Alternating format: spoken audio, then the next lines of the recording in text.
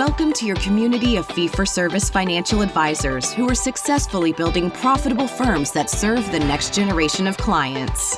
You'll learn from innovative advisors whose unique stories will inspire you to dream big and take action on your goals. Are you ready to live your great life and help clients live theirs? Then you're in the right place.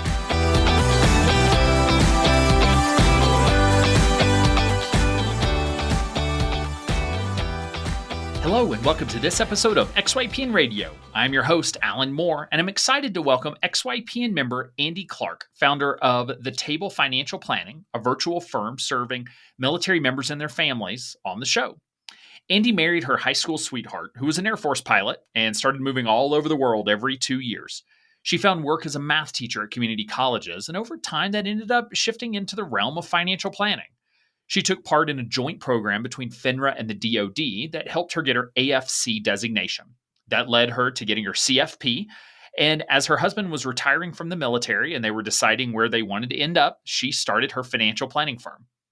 She talked briefly about a couple of big planning opportunities that service members can take advantage of this year, and it is clear how important having in-depth knowledge of what all service members have access to is before working with them. She's also part of a group that she helped found called the Military Financial Advisors Association, which is a group of XYPN members that serve military members and their families. They host regular meetups and provide education to members and have a pretty awesome lead gen program that's set up for members to take advantage of. That's the niche you really want to focus on. Without further ado, here's my interview with Andie. Stuck managing your business instead of serving your clients? You're not alone. Entrepreneurs often find themselves working in their business rather than on it. That's why we're so excited to announce XY Virtual Assistant is here to free you up to do what you do best and leave the rest to us.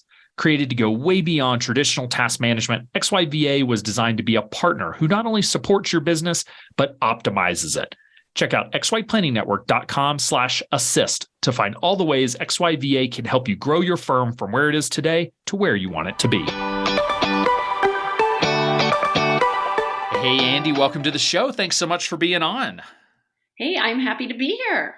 I always love when I'm reviewing sort of the notes coming into the show, and it's someone who, I'm interviewing someone who listened to the podcast, and for you 5-6 years ago, which is so how it comes full circle and how we've had the show going long enough now that we start to have folks 5 years into business coming on the show and sharing their story, and it all started with a podcast, which is really exciting. Yes. Yeah, I was slopping paint on the walls in my house in Kansas, listening to the podcast, and got this idea like, I could do that. I don't know what made me think that at the time. I really had no business thinking that at the time, but I did. As we say, entrepreneurship is more confidence than skill, and sometimes that confidence is really what you need.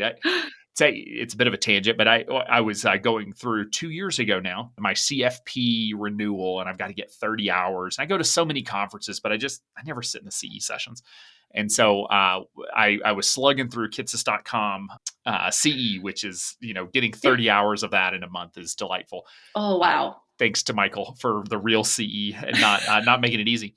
Yes. But one of the research studies that they talked about was sort of the predictor of success for entrepreneurs. And it talked about that, we think of entrepreneurs as high risk takers. They have a higher level of risk tolerance, which the research they cited said that wasn't true, that we actually have the same risk tolerance as everybody else. What we have is a higher level of overconfidence. Yes. Which is interesting, and like, I was like, okay, yeah, I can't disagree with that. Yeah. I mean, our favorite saying at the Table Financial Planning right now is, it'll be fine. We'll figure it out. Yeah. Yeah. If you trust you can figure it out, then it's hard to get, too far behind. So. Right. Well, with that tangent, let's circle back and love to hear, more about sort of your background and career history and what led you to ultimately starting your own financial planning firm. So what was sort of your career path from college? What did you think you wanted to be when you grew up, and how did that ultimately lead to financial planning? Well, I loved math and science, so I went to a little liberal arts school to study math, and that was a little too esoteric, and I didn't want to be a math teacher, so I transferred into an engineering school. And and then I married my high school sweetheart, and he was an Air Force pilot, and it was back in 1991, And there was no such thing as a work from home engineer job or part-time engineering job for a woman when you were trying to raise kids and had a husband who was deploying, because that was back, first Gulf War, way back there. So I ended up taking all I knew and my resume into the office of the department head for the math at the community college where we were living at the time in Wichita, Kansas. And he looked at my resume. He's like, I don't know why you're here and why you want my job, but I'll hire you. So I started teaching night school.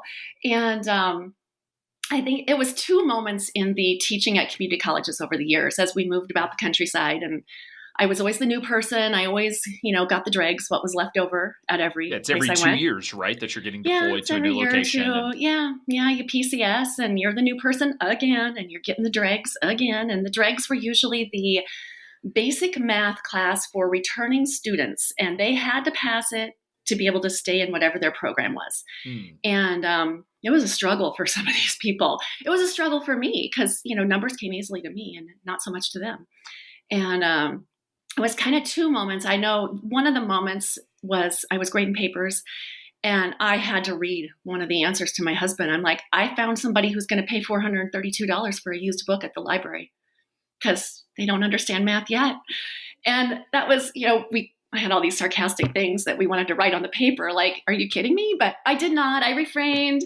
And, but anyway, it kind of like lit a light bulb for me. Like, wow, you know what? People, I bet, will engage better with math if it relates to their money.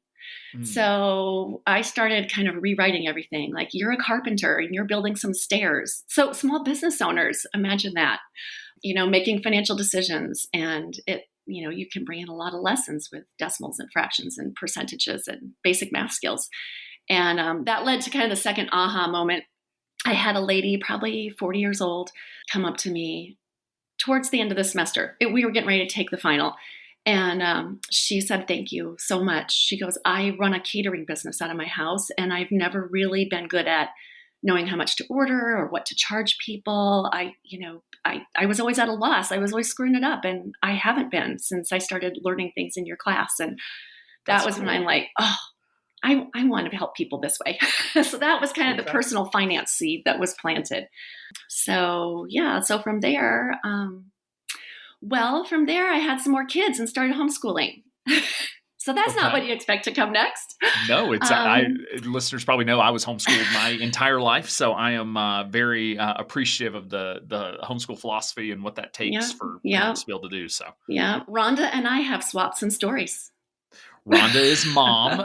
Folks are always surprised. It always takes like a year of working with Rhonda. She's on the Bean Counters team. So if you're in need of a bookkeeper, Rhonda does all the onboarding and trainings and does work with some clients still as well. So, but yeah, I mean, we were homeschooling. That would have been, I guess 95 is when we started because I was going into second grade. And maybe 94. Anyway, and, we did it because of just a really bad school system. But I imagine, I'm putting words in your mouth, but like, was it because of the constant moving that it made more sense to homeschool? It was a combination of things. Like, it's hard to have consistency for kids' education when you're moving all the time. And, we had our kids in Catholic school, and those schools had done a wonderful job, but even that can't really provide a lot of consistency. And also, fast forward, it's right after 9/11, and like, I have 4 children. They're all different ages. I feel like I'm on everybody's roller coaster. I'm like, I need to get off somebody's roller coaster. And so it was the school roller coaster.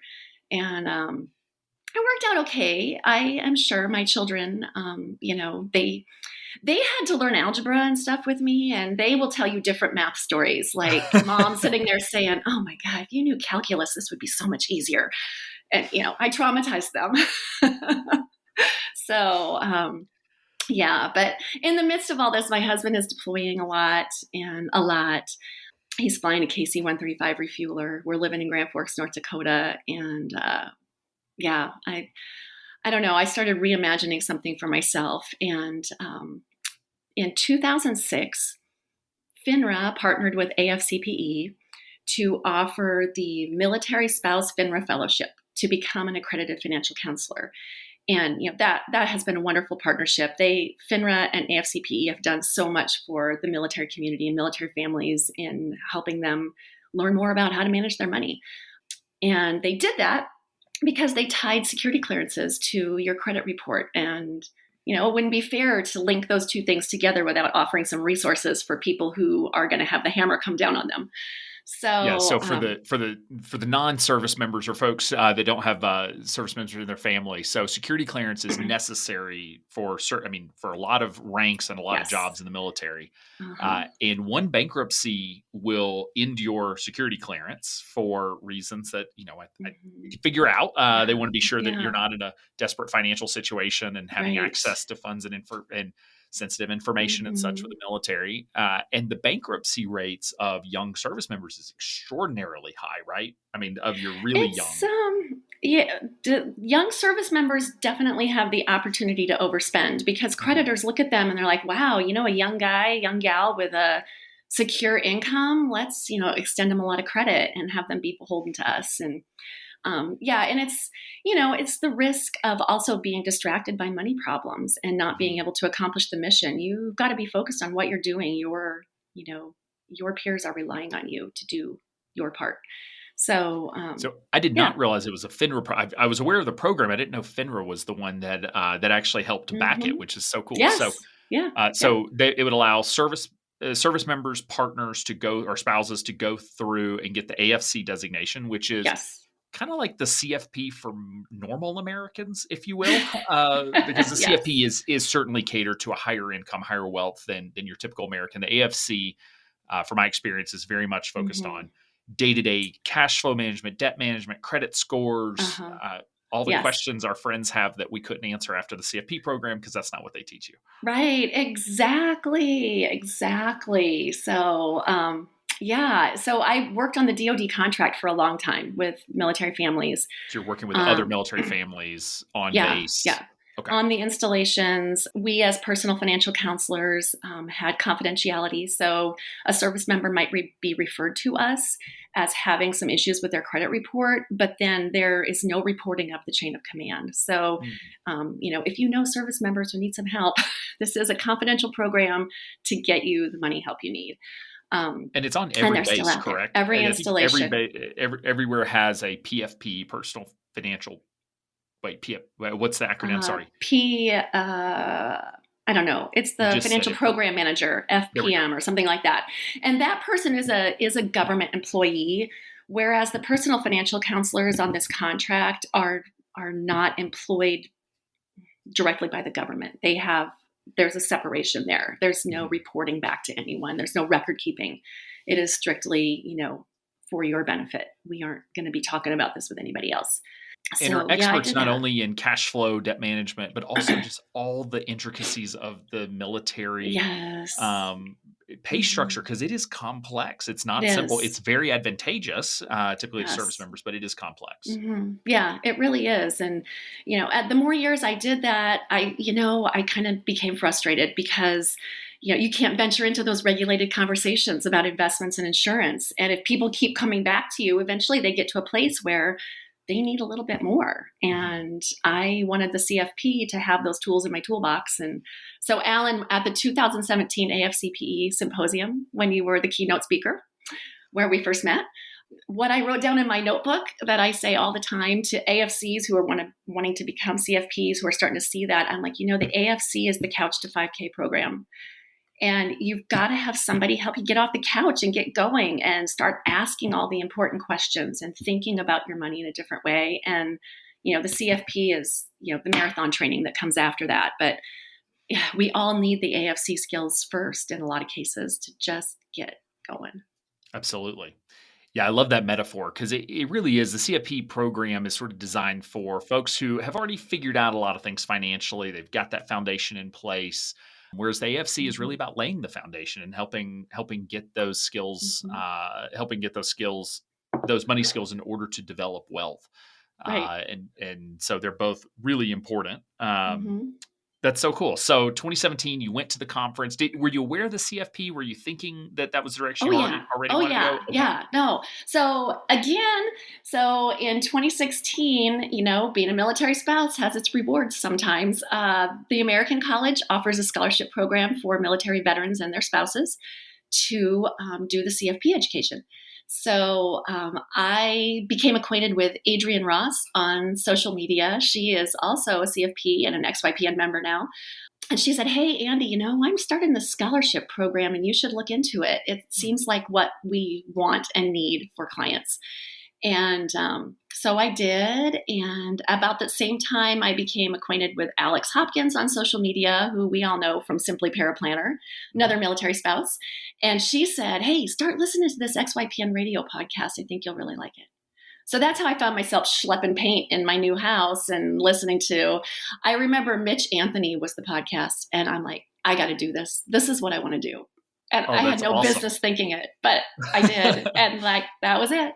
And I passed the CFP exam in November 2017 and then came to the conference a week later at AFCPE. And you gave the keynote, and Maddie and Stacy were there. Mm-hmm. And Maddie was kind of freaking out. She's like, "Oh, I don't sit next to people and sign them up for XYPN. This is weird." Yeah, Maddie came out. Stacy at the time was our head of sales. And I say head of sales, she was the salesperson. It was a team of one.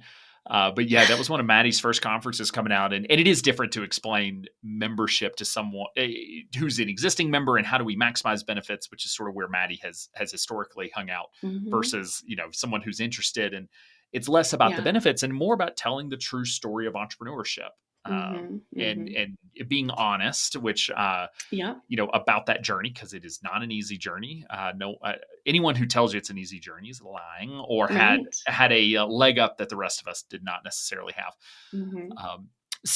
What made you decide then? Was your husband still active military at that time? He had just retired from the military. So, I have to say, like, we had that military pension. He served 28 years. And, so as far as financial runway goes, we were okay. We were always going to have that pension. He was transitioning to the airlines, and airline pilots can tell you it's a little lean in that first year or two. They don't make the big bucks then. He was at a regional because he didn't have a lot of current flying hours after coming out of command. Yeah, so we were... It was interesting. So what made you decide then? Because he had the flexibility. I mean, you could live somewhere not on a base, which many times are out in the middle of nowhere and not a lot of job opportunities. You had the opportunity probably to go work at a financial planning firm. What led you down the path of starting your own firm instead of? Because we had become vagabonds. I couldn't imagine having a career in one place and going into the same office every day. Holy moly, that sounds terrible. We moved 3 times after the military because we couldn't decide what we wanted to be when we grew up. And I would, honestly, I was schlepping paint in a house that we had owned since 1999. We moved back into it because we're like, okay, well, we don't know what we want to do. We don't know where the airline is eventually going to domicile you. So we'll move back into the Kansas house and, figure it out from there. And so November 2017, December 2017, I'm in my launcher group. And I'm getting some help from Travis, and we've got my registration paperwork filed with the state of Kansas. And at the end of March, I am sitting at the gate at the airport waiting for a flight to Phoenix because we're moving again. And that's when the state security office called and said, "Oh, you're approved." I'm like, oh, great. That's great. Wonderful. I'll start this process over again in a little while. So, but I had picked up 3 or 4 clients before we moved, and they're all still with me. I am grateful to them because they've been through a lot with me. A lot of turmoil, not just my family, but some of my clients. A lot of learning curve. And so, we landed in Arizona and been here ever since, and we love it. You don't have to shovel sunshine. That's what I tell people. We lived in a lot of northern tier states during my husband's military career. So this comes at a great time. We got 31 inches of snow in a 24-hour period this past weekend. So I've been doing a lot of shoveling. Oh, but the skiing, that's what I miss most. Yeah. It is, it's unbelievable. But there's a lot of shoveling of actual snow here. Yeah. It's fascinating to me, just the motivations that go into entrepreneurship, because it's not the same for everyone. And so is it fair to say that it really was lifestyle oriented in the sense that you didn't know where you wanted to live? It's hard to get a job when you don't know where Yes. you want to live, Mm-hmm. and just to give yourself that flexibility. Yes. Okay, that's awesome. Yeah. Yeah. No, I didn't, you don't have long-time community connections when you're a military family, but I have long-time connections with other military families. So Mhm. my practice is all virtual. I have clients, all over the country and the world, military families stationed overseas, and that can make Calendly challenging sometimes. But yeah, it's worked out great. And, I do like the flexibility. And, I couldn't imagine at the time I was still a young, naive, just passed the CFP exam person. And I thought, I don't want to sell products. I don't want to go work for a broker dealer and get the experience there. And, I would say to you, if that's what you're saying, like, oh, I hate sales, I don't want to do sales. You're always in sales. Mhm. But the product you're selling is yourself when you open your own business. And, if you believe in what you're doing and why you're doing it, that's the easiest kind of sales there is. So, Absolutely. um, yeah.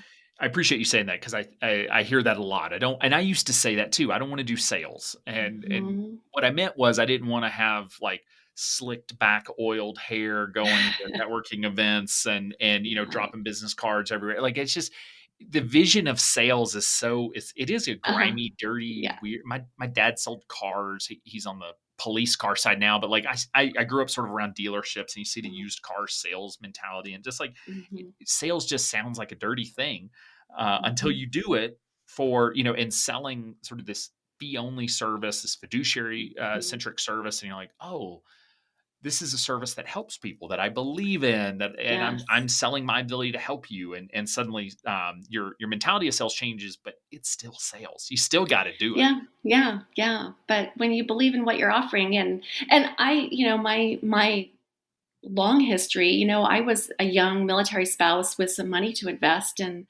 it was hard to find somebody who wasn't going to sell me a product. And I thought, I want to offer that to other people, just advice without a product. And, if I can be that little piece of the world for somebody, that's great. So starting out, was the intent to work with service members or prior service members, current service members? So what was the thought process on your ideal client profile? Well, you know what? That is my ideal client. That's my world. That's what I know. I speak their language. And I honestly, I'll say I gave it a little bit of pushback early on just because, God, we've been doing military for 28 years, honey. I don't know if I want that to be my niche, but Mm. it has become, it's the majority of my clients, I would say. I mean, definitely over 50%. But the other half looks a little bit different as well. And actually, it's still a little bit focused on those experiences in the military. It's a lot of women who are independent minded, who are the chief financial officer of their household, whether they're single, divorced, married, widowed, whatever. And they want a thinking partner. And I realize now that's kind of what I was looking for too, was a thinking partner. Mm. Because, my husband was out there as the sole income in the family and doing his thing. And, here, you figure this out. And we worked. It worked great. We worked great as a team that way because I was the one always at home who could handle all those decisions when needed. And so we have a lot of female attorneys who are very, capable. They're smart. They don't want to hand their investments over to somebody else to manage. They just want to know more things. They want advice. So yes, I fully drank the XYPN Kool-Aid. I am completely monthly retainer. There is no AUM at the business. Well, that's a lie. We do have a few small 401k plans that with guideline that charge on Sure. AUM, but we're all monthly retainer otherwise. So what percentage of your clients fit into that current or prior military families? Um, I should have looked up these numbers. I would say probably half. Okay. So half Yeah. half are military, and then the other half sort of fit into this female CFO, head of the finances of Hmm. the family Hmm. or household, I Yeah. should say. Yeah. And we have a lot of tech people too, because a lot of military members are transitioning to some of the big tech companies. Mhm. So and then their friends find us. So we're starting to have a little bit of that. And a lot of the attorneys who have come to us, they actually have found a financial coach out east, and she has been referring them to us. So it's been kind of a handing off of the AFC mindset to the CFP, like exactly what you were talking about back in 2017, Alan. Absolutely. So I was going to ask how are these clients finding you? Because it sounds like you have this ideal client that you're looking at Hmm. working with, but it's starting to get a little broader now because Yes. more folks are finding you. As we say, that's pretty typical when you do work with folks outside of your niche. They tend to refer people outside of your niche to you. So it Yeah. is a self-fulfilling prophecy, Yeah. which Yeah, is okay if exactly. that's the direction you want to go. So, yeah, I'm not doing a very good job of narrowing my niche. Mhm. It's kind of, I don't know. It's okay. It's fine. I also feel like the people who work with me now in my business are adding to the specialties that we can offer. So that helps. But people are finding me, honestly, I don't have a marketing budget really to speak of. I make sure that my profile is up to date out there, the CFP site, the AFCPE site, NAPFA, XYPN has Find an Advisor. I do pay Fee Only Network. They do a good Mhm. job for me. There's another XYPN member who started a Phoenix Fee Only site, and we occasionally get traffic from that. But the big one, the really big one, is there were 5 of us who were XYPN members who started something called the Military Financial Advisor Association, and as a way to just have another website that promotes fee only fiduciary advice for military and veteran families. And with our other goal being to defeat companies that like to sell products to military families and come up higher in the search rankings than they do. So, Yeah, there are quite a few we, large companies we won't name here. right. But yeah, I mean, I remember when I was doing some work with Zyders, and so Zyders, are they still the primary, or they're, I guess what's the other one? That is a good question MHN right now. GS. It's going to be changing. I Okay. have been a part of the Zyders contract for 10 years, and they've done an excellent job of delivering these financial counseling services to service members, but they are not going to recompete that contract. So it is going to be moving to a different company, but they will likely take everybody over with them. Right. Yeah, so it's going to be in transition this summer, but still around. And so that is a private company that you can sign up with, and they have contracts. They bid and get the contract to Hmm. be able to provide these personal financial Yes. counselors to service Hmm. members on base, Hmm. because you may be different individually, but like me as a financial advisor, I can't get on base to go give financial education because historically folks have preyed on the military and service members for a variety of reasons.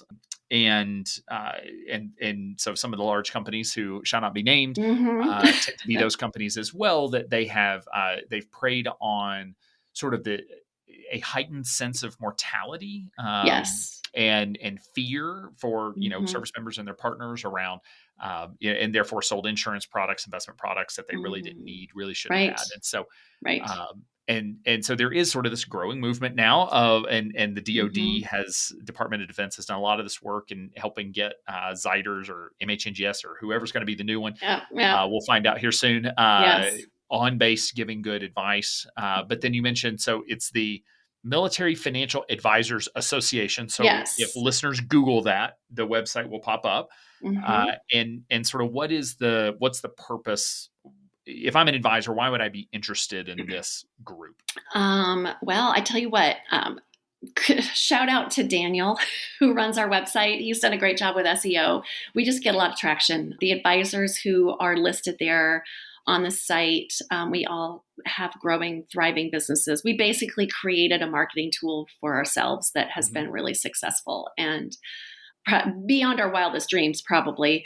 So yeah, and I showed up late to the first meeting, so I got elected the officer in charge to get started. And yeah, Congratulations. I know, right?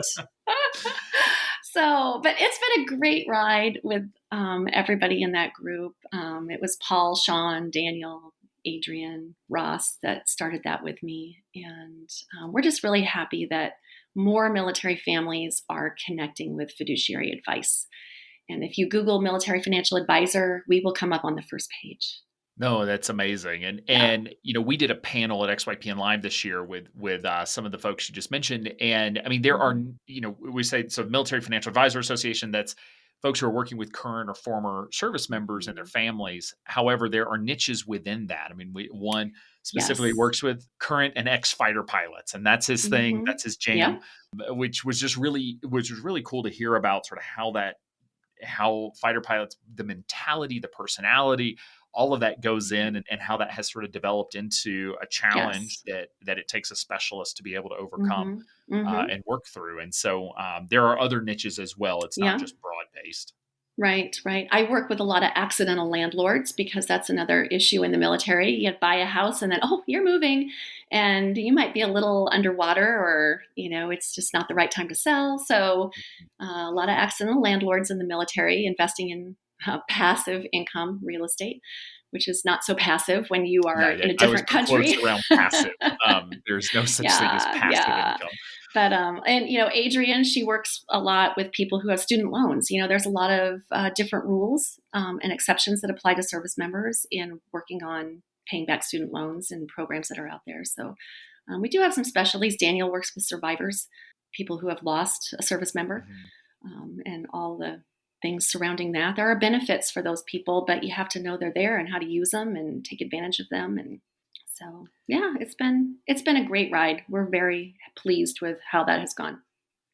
And it's a great example. My understanding is that it's only available to those who are members of XY Planning Network. But we get a lot of questions about, like, well, I'm struggling to find a niche. I don't know where I want to sort of settle down and focus. And there are different groups out there. This is a great example of one where if you have any experience or interest in working with service members, there's so much complexity to Yeah. to the programs and benefits that are out there, and Mhm. you can join a group like this and start to build your knowledge base toolkit, and have people Right. around you who know it, who Hmm. can help provide that guidance Yeah. and Yeah. answer questions and be able to help a lot of people. But Yeah. and there's a willingness and ability to pay, as well, which Yes, is important here. exactly. Yeah. Yeah. Especially, the monthly retainer fee. That's what works so well for the military because a lot of times their biggest investment asset is TSP.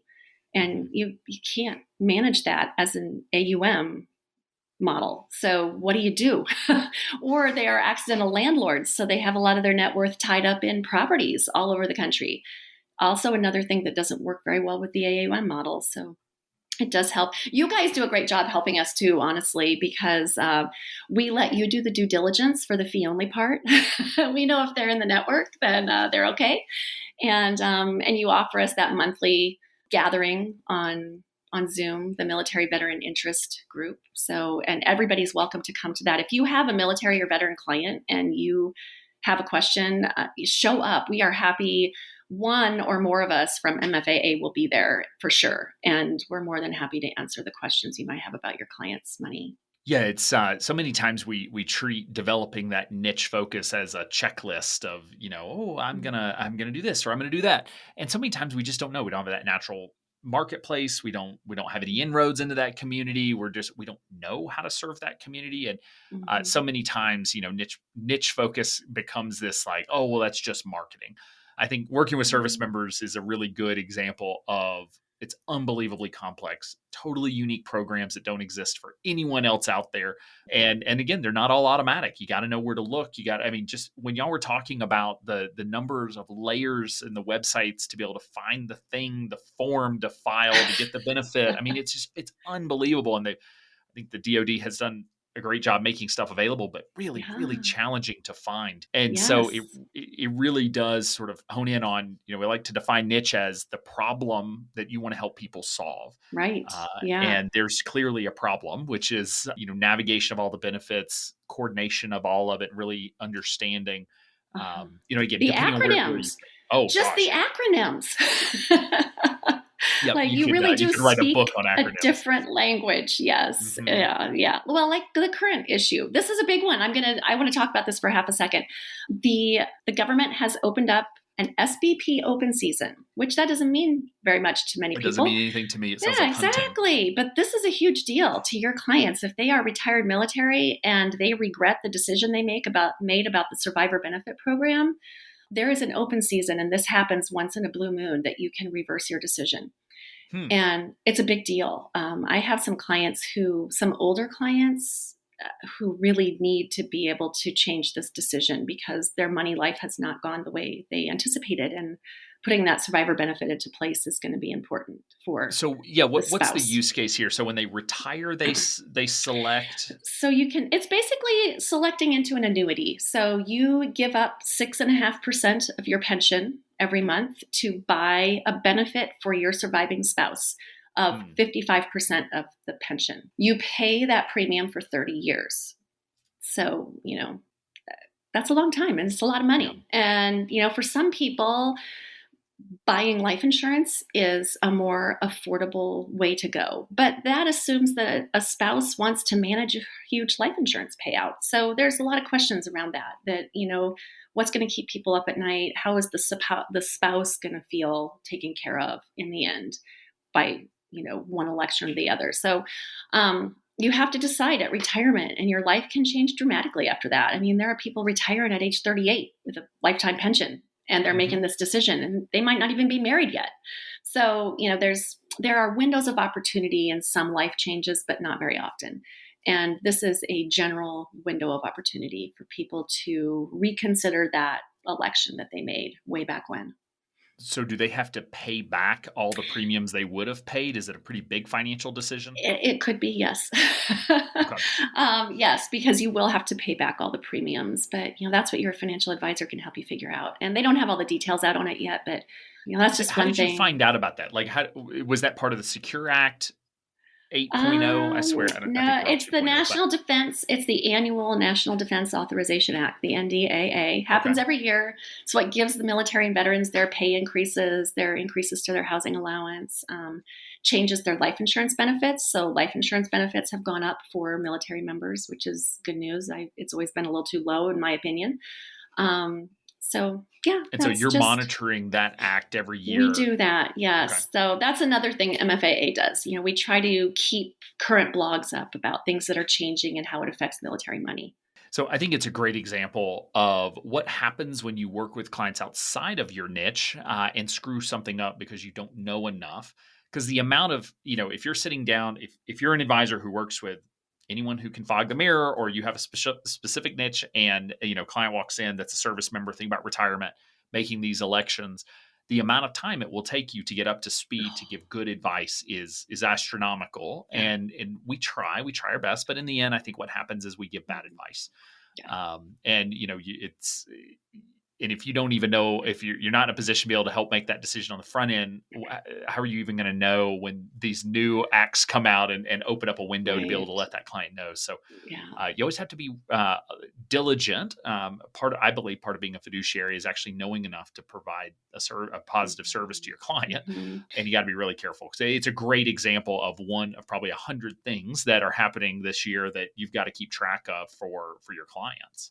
Right. So one of the other things I want to talk about is that you hired early on into your business, and you have called her your integrator, which is an EOS term. So EOS, Entrepreneurial Operating System, which is we are huge fans of it here at XYPN. We run all of our companies and on that system, and the visionary integrator relationship is really unique to EOS. It's really intended to be sort of your better half, if you will, for those of us who are visionaries. That's how I feel about it anyway. So can you talk about your decision to hire? Like, when did you hire, and then why was that the role you hired for versus the direction many advisors go, hire, part-time admin, that sort of thing? Well, I knew I was approaching the point where I was going to start to feel frantic. And there's one thing I've learned from listening to XYPN podcast. Everybody says, hire before you think you need to. Hire before you get to that breaking point. Yeah, so you can actually train them. Yes. So they can learn all the things.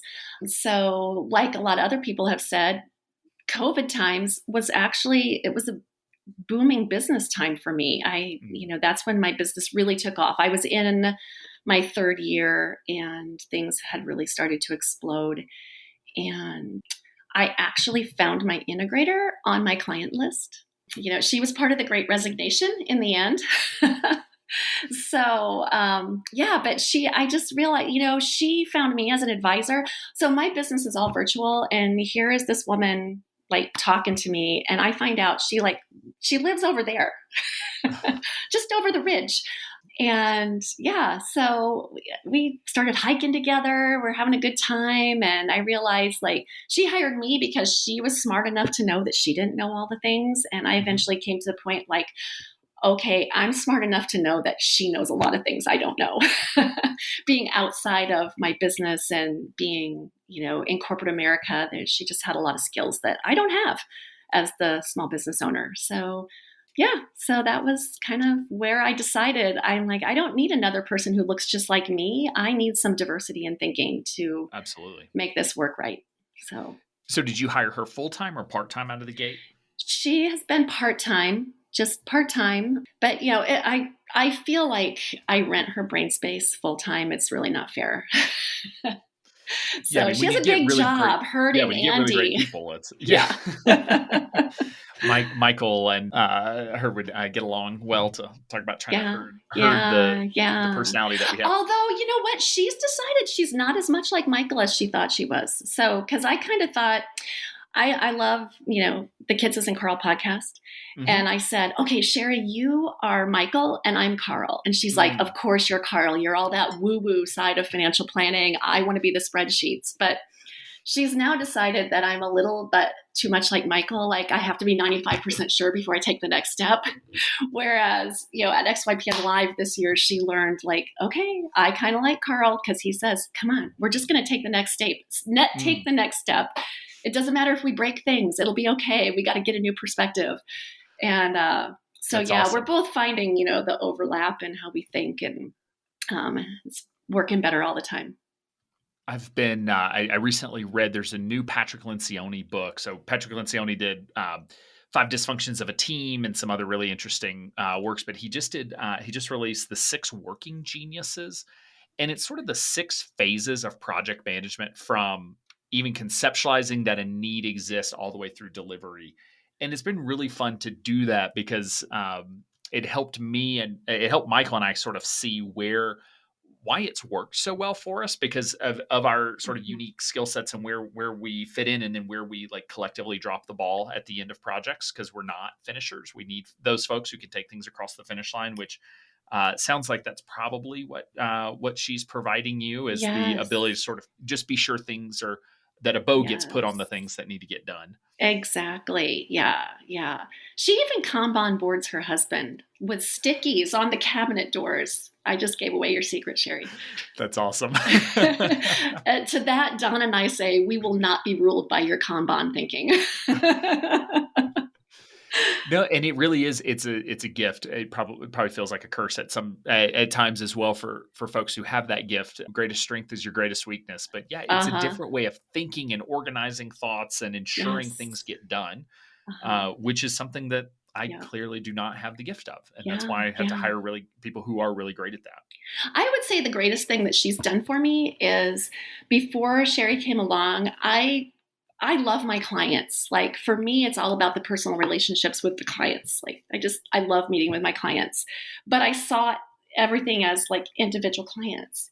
And Sherry came along and helped me see my business as a whole and run it like a business, and got me out of that headspace of like chasing all the things and seeing them all separate. And that's been so valuable. That's awesome. Yeah, incredibly valuable skill set. So it looks, and I was looking back at the notes sort of in our pre-call, and so it sounds like you're 5 years into the business, 5.5, or I guess just over 5 years, and coming up on $250,000 in revenue for the year. Is that for 2023 or was that for 2022? That's where we think we'll land for 2023. Yeah. Okay. So 2023 revenue, so 5 years hitting that 250,000 mark, which is amazing, especially because you're not managing investments. You don't have that AUM component. It really is coming from fees. What's the goal for the business? You've built this business that it's paying you really well. You've got a lot of amazing clients. You've got a cool niche. You can live wherever.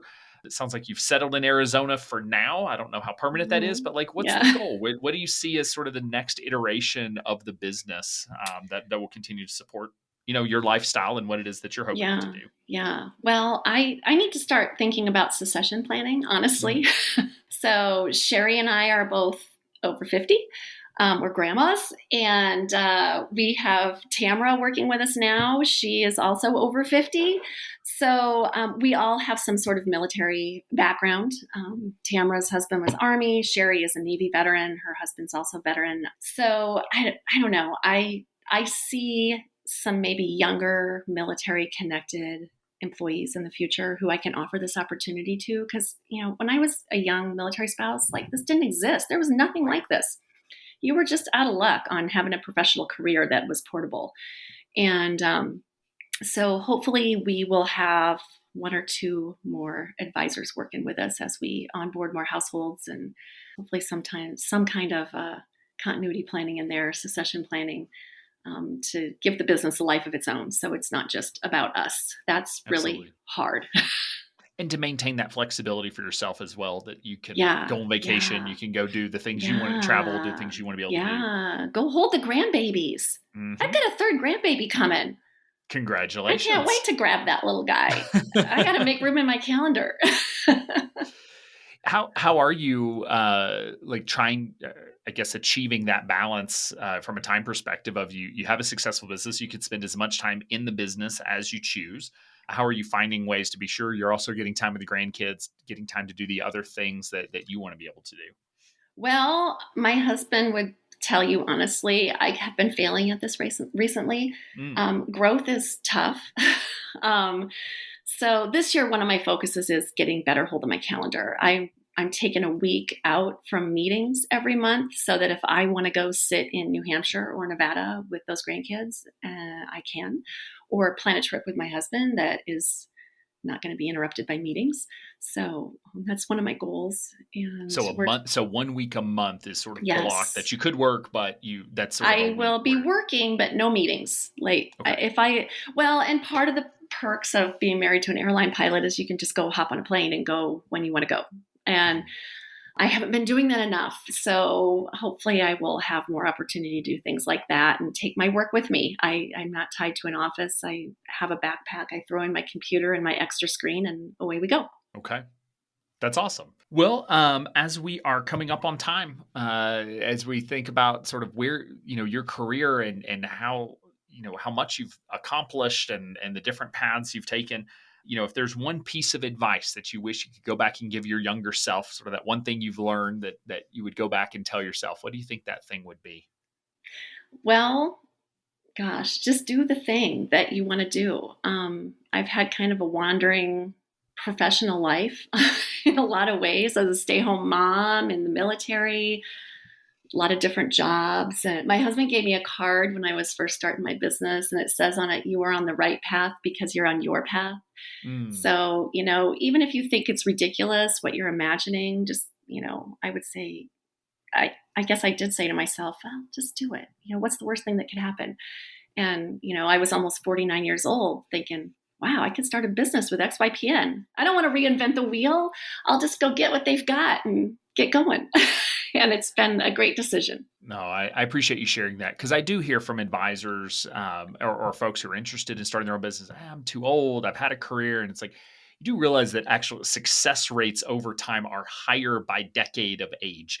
And I think it peaks in the 50s. And so we always think about the 20-something tech entrepreneurs of, the Zuckerbergs or whatever, but they are very rare because you don't know enough in your 20s to many times to be successful. And so actually, and just a lot of it is stability of income, stability of resources. You started a business when you had a pension and a stable income, and that's different than when you're doing it in your 20s and trying to scrap every penny together. And it's not saying one of those is better or worse. It's just that you're never too old to start a business that you love and something that's going to be able to bring you a lot of joy as you continue on in your career. So, Well, Andie, thank you so much for taking the time to come on the show and share your story and everything you're working on. And I can't wait to hear how things continue to progress as you continue to grow the firm and hopefully get more time in that schedule for travel. Absolutely. Thanks for inviting me, Alan. Stuck managing your business instead of serving your clients? You're not alone. Entrepreneurs often find themselves working in their business rather than on it. That's why we're so excited to announce XY Virtual Assistant is here to free you up to do what you do best and leave the rest to us. Created to go way beyond traditional task management, XYVA was designed to be a partner who not only supports your business, but optimizes it. Check out xyplanningnetwork.com/assist to find all the ways XYVA can help you grow your firm from where it is today to where you want it to be. Also, be sure to go to xyplanningnetwork.com/VIP to join our private Facebook group for fee-for-service advisors. It's the community you've been looking for that's there to provide support no matter where you are in your journey. Best of all, it's free. Again, that's xyplanningnetwork.com/VIP. Thanks for listening to XYPN Radio. If you enjoyed the show, please be sure to leave a review that will help grow the movement of fee-for-service advisors, serving next-gen clients and building the firms of their dreams. That's all for today's episode. Until next time.